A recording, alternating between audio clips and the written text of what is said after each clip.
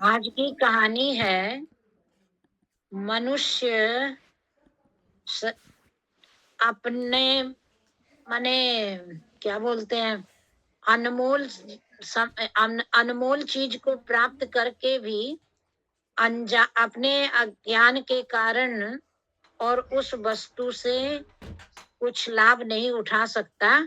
ये इस कहानी के माध्यम से हम समझेंगे। एक राजा के महल में और ऐसा विज्ञापन करवाया गया महल से कि भाई जितनी भी मेरी प्रजा है सब जो अपने अपने मतलब एक व्यक्ति राजा के महल में गया तो उसको कुछ आवश्यकता थी धन की। तो राजा ने कहा कि सुबह से खजाना खोल दिया जाए और जब तक सूर्य अस्त नहीं हो तब तक ये जितना ले जा सके इसका, परंतु सूर्य अस्त के बाद कुछ भी नहीं छू सकेगा।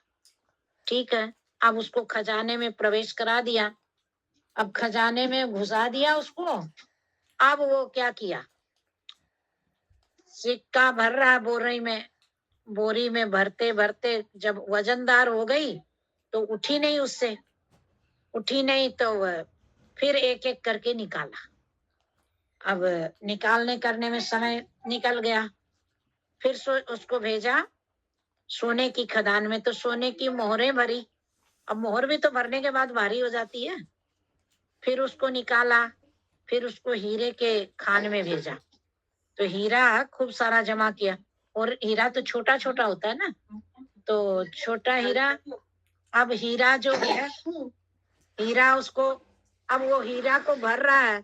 भरने में निकालने में उसके बोरी जो थी वो भी सुबह से शाम तक फट गई। और सूर्य अस्त होने के बाद उसको राजमहल से निकासित कर दिया गया। अब न तो वो कुछ ले पाया और बोरी भी उसकी फट गई। ये तो कहानी है। इस कहानी का सार क्या है, भगवान ने सुंदर मनुष्य शरीर दिया और सूर्य उदय से लेके सूर्य अस्त तक,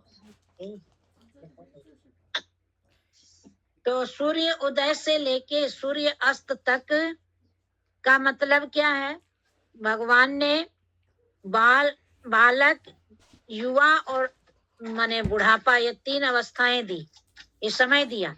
अब इसमें क्या करता है व्यक्ति, संसार की वस्तु निकालने करने में भरने में इसी में लगा रहता है।